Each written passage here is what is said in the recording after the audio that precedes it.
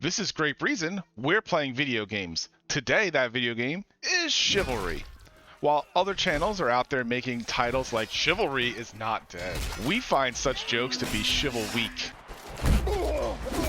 Okay, wait, no, please don't go. I promise, I won't do it again.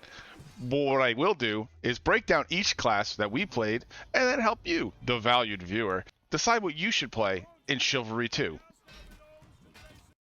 I'll be going over the classes from more of a fun factor perspective than what is the best, just because it's way too early, and who am I kidding? I'm just trying to avoid a bunch of comments about how we slandered your favorite class. Oh man, hey,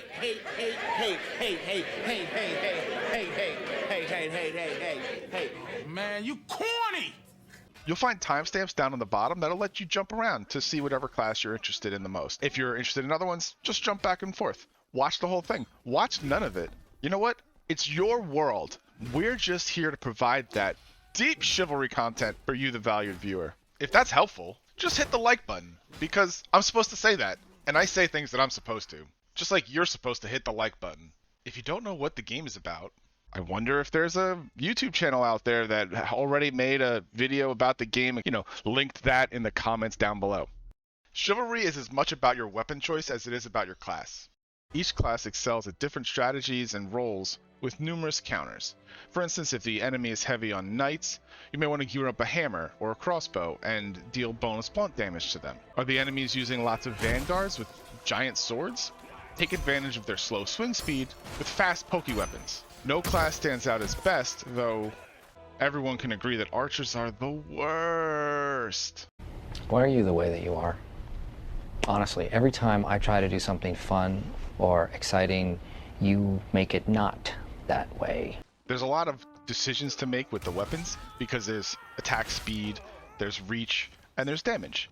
Depending on the situation or how you want to play, you can tailor out your kit. All the weapons have their own strengths and weaknesses, and it's all about finding what kind of weapon you like and then picking the class after that. The weapons are pretty diverse. What's important to note is that the bars are not a very accurate representation of the damage.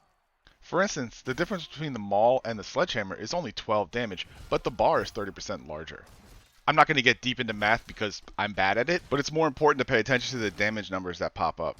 It's also important to check the bonuses for all the weapons, because some weapons will say that they have bonus special attack damage or bonus poke damage.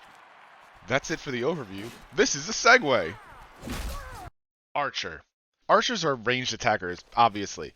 They use bows, crossbows, throwing axes, javelins. Archers have the lowest health and also access to the smallest weapons outside of their ranged weapons. But they actually deal a surprising amount of damage, and you can really defend yourself well with a knife. It's annoying trying to kill an archer, and they actually know how to play the game and defend and block and everything, and then you die to them. It's the worst, and in fact, you should uninstall the game when it happens. Archers are really good at annoying the piss out of everyone. You're just buzzing little gnats, just getting pokes in while you're in the middle of one-on-one honorable combat with someone, and you got this archer just sitting there, up on a rock, far away, staring at you, not doing anything except for medium amounts of damage that eventually kill you. The first archer subclass is the longbowman. They fire quickly, deal relatively low damage, but they can place a brazier and light their arrows on fire, dealing bonus damage. They also have access to a spike trap for a little bit of area control. Personally, I didn't have much fun playing as the archer. Everyone else is out there smashing each other in the face, and I'm just watching it from 100 yards away. I can play a shooter if I want to play a ranged class. This game feels better as a melee game. The aiming is a little tricky or, not very precise. So it wasn't very fun. And also, I just don't like standing in one place. I get very bored by that, but it's clearly appealing to some people. Does a 360 no-scope bam bam. Crossbowman. In my opinion, this was the best ranged class. You deal a lot of damage, and you deal bonus damage to footmen, and you can even one-shot knights. The crossbow has high damage, it can zoom in to aim, but it has a long re-knock time, which can be a pain. This makes you vulnerable to archers because it's 2 shots to kill an archer with a crossbow or a bow. They get a placeable shield to hide behind and can lock down an area or use their banner ability to heal their teammates in the area, making them a little bit more useful to the team. Dude! Oh, shoot! Bros! I might Too keep many. marching. I might keep marching. Skirmisher. The only acceptable excuse to play Archer is to level up so that you can play Skirmisher. They are baby Spartans with a small shield and a javelin, or a throwing axe, that can be swung, stabbed, and thrown at your enemies. They are versatile and super fun, and the least cowardly of all the ranged classes. Skirmishers are man-mode archers with high damage and a variety of uses beyond just cowering behind the braver soldiers. Skirmishers can't zoom in to aim, but they should be playing close to medium range anyway, so it's not a deal breaker. Their special ability is Quiver, which reloads all of your ammo. This is really a bad ability. It's one of the worst in the game. You can usually find a resupply box and accomplish the same goal, but it's helpful here because you only have 5 javelins, and you can't always leave the front lines and resupply. The class is really fun, but the javelin is pretty easy to dodge. It has a long windup. Anyone who's looking directly at you can just see you ready to throw at them and then dodge. Also note that there is a limit to how many archers can be on any team at one time. I kind of gave you a hard time back then, and I did some things that I thought were funny at the time, but now I realize they were just mean and stupid, and just wanted to apologize, and I hope you forgive me. That's all for the ranged classes, thankfully. The majority of the game takes place in melee range. Vanguards deal high damage and have the fastest movement speed of all the melee classes, but also the lowest health. They're glass cannons, ideal for flanking, and have access to some really great weapons. They're very maneuverable in combat, and they can take on numerous foes at once because they have access to very long-reach two-handed weapons. The first of the Vanguard subclasses is the Devastator, with the War Axe, Executioner's Axe, Greatsword, and Maul, arguably the best weapons in the game. These cover nearly every situation. You have some good weapons that have reach that you can use to poke. There's wide sweeping slashing weapons for grouping up enemies and taking on a couple at a time. And then you have the Maul and other blunt weapons that can really hurt the tankier classes and kind of even the ground there. The downside, you have nothing else. You get a knife and this mortar and pestle thingy that you can throw for decent blunt damage. Also, the special ability, Oil Flask, is annoying when used right, like say you and 3 friends are blocking a doorway and throwing big balls of fire there. But I prefer the Horn or the Banner for healing, just because it lets you sustain better. Of special note, the Maul can one-shot kill a knight with the special attack and the bonus damage for blunt damage. Devastator is all about attack, whether it's holding off teams with its wide swings, or surprise bopping people in a flank. The slow swing speed requires a bit of advanced skill to speed them up by swinging the camera around. The next Vanguard subclass is the Raider. The Raider is a much better prepared Vanguard. The Raider can bring 2 weapons into battle, which means that you can swap based on the enemy or the situation, or throw one of your weapons at someone and surprise them. This class also has access to Warhorn, which is my favorite ability. It will heal you and your teammates in an area around you and keep you in the fight much longer.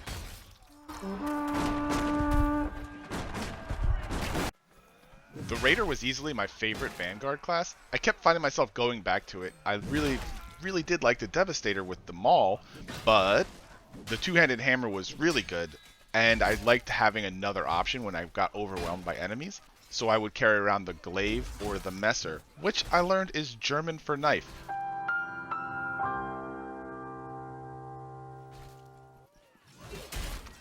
It's kind of a big knife. It's a giant two-handed greatsword. And Warhorn is just too powerful to give up. It's really hard to overstate how much longer I was able to stay in a fight if I had Warhorn versus if I just had Oil Pot.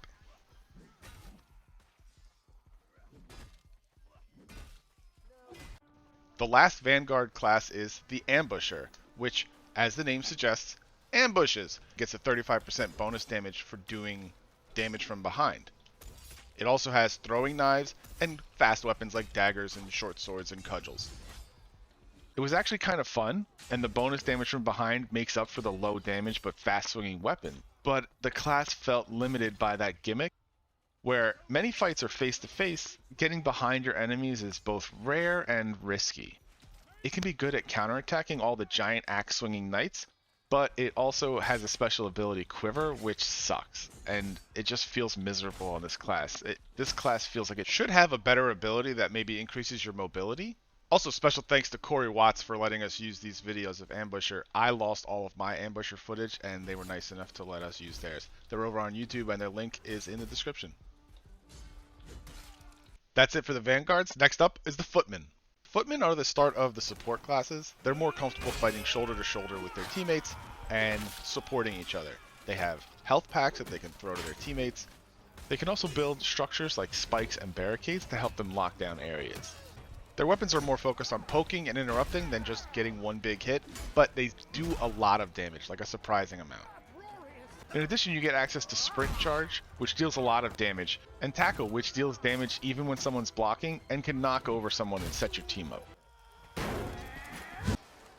The first class in Footman is the Poleman. The Poleman. The Poleman? Poleman. The Poleman. Fast and nimble, this class has access to a lot of fun pokey stabby weapons like the spear and the glaive, and can also use the polehammer, which is a weird blunt weapon that has some stab damage, but is also really good. So it's your option to take on tanky knights with the polehammer. Plus the special damage on it, I think is the second highest special damage in the game. So it's really good, and you can one-shot some people and surprise them. I'm ready. I'm ready.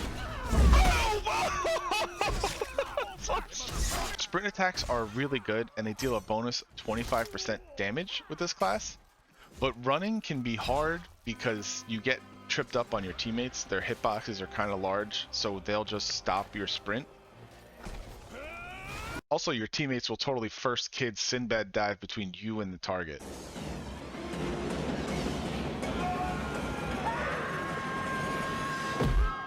My favorite weapon was easily the spear. It offered great counterattacking and the ability to interrupt your opponent. The spear is really good for helping out with your teammates, fighting alongside them, jumping in and interrupting enemies as they are trying to fight someone else. It also has good mix-ups because instead of a slash attack, you have another poke. They look similar, so you can feint from a stab to a slash and back and forth. The problem is, you don't have a slash, so when a couple of enemies gang up on you, you have to really outmaneuver them to even the fight. Also, the special attack is horrible. You plant your spear in the ground and you wait for some schmuck to like stab himself with it. People on the internet are telling me that it's great for teamwork, but with no voice chat and everyone trying to kick the same soccer ball like it's Pee Wee League, I found it hard to do anything but accidentally plant my spear when trying to sprint attack and take a free ride back to the spawn. The glaive has the most reach and it has a slashing bonus, but the damage is very low, so it still takes a while to kill someone. It's still more about poking, but at least with the glaive you can poke multiple enemies at once. It's probably not surprising, given how long this section is, that this was my favorite class of the beta. I just had so much fun ducking and weaving in between enemies, always spinning around looking for the next fight, usually dodging instead of blocking to try to counterattack, and then helping my teammates, finding them, and then pushing through the streets with them, and it felt more like a battlefield, playing as a spearman, where I would fend off areas and hold down choke points, and try to wait for the rest of my team to come over. The next Footman class is Man-at-Arms. They are footmen with a shield and a one-handed weapon like maces and one-handed spears. These were really good, but it's more of a defensive class. It protects you from ranged attacks, and also you can throw your shield like Captain America and then catch it in the air.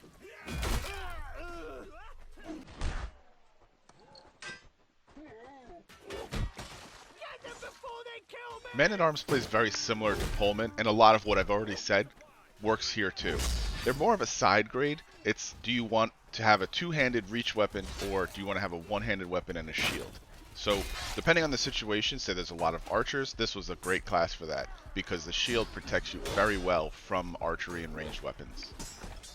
I found myself swapping to both classes interchangeably, depending on if I needed to block from ranged attacks, or if I just needed to survive longer if I was doing poorly, and if I was able to, or if I just wanted more reach, I would switch back and forth.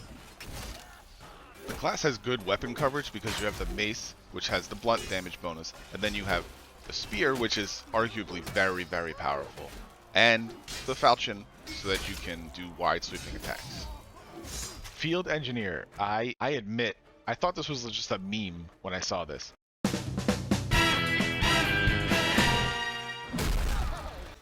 You get access to a sledgehammer, a shovel, and a pickaxe.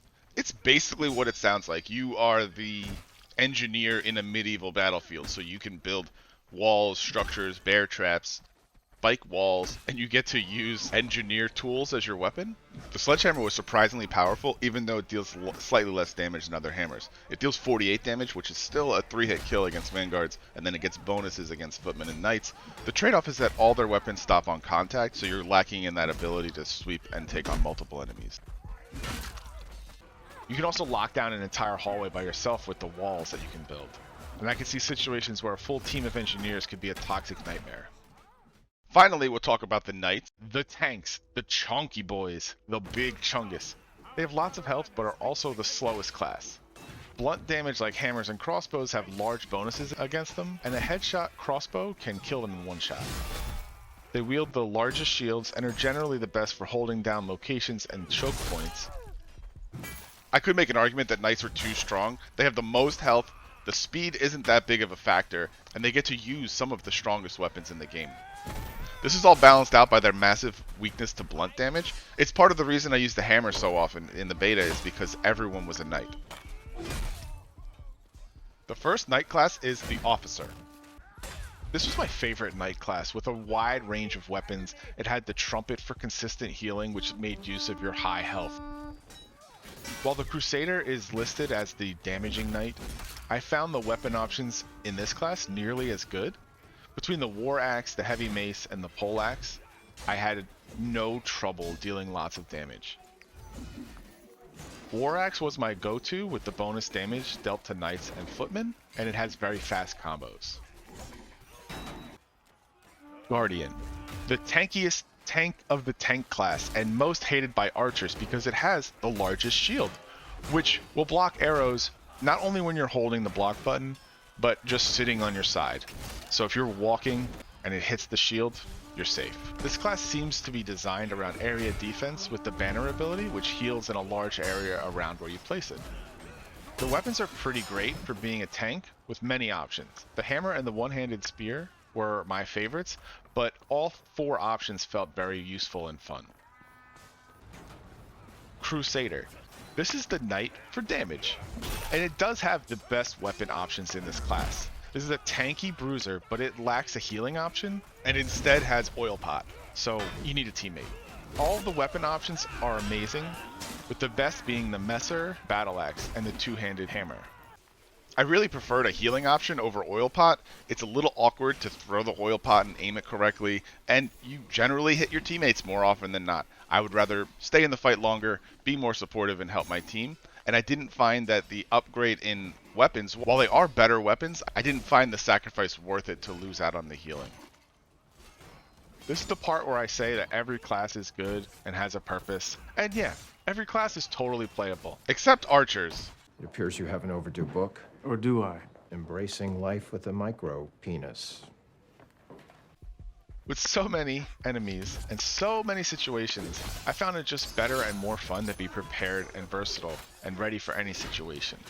If you have groups of friends on voice chat working together, specialized classes like the Ambusher, the Man-at-Arms, they can be very powerful when you're working together. Given that there's no voice chat in this game, it was more fun to play as a class that can handle themselves, heal, deal damage, with or without a friend.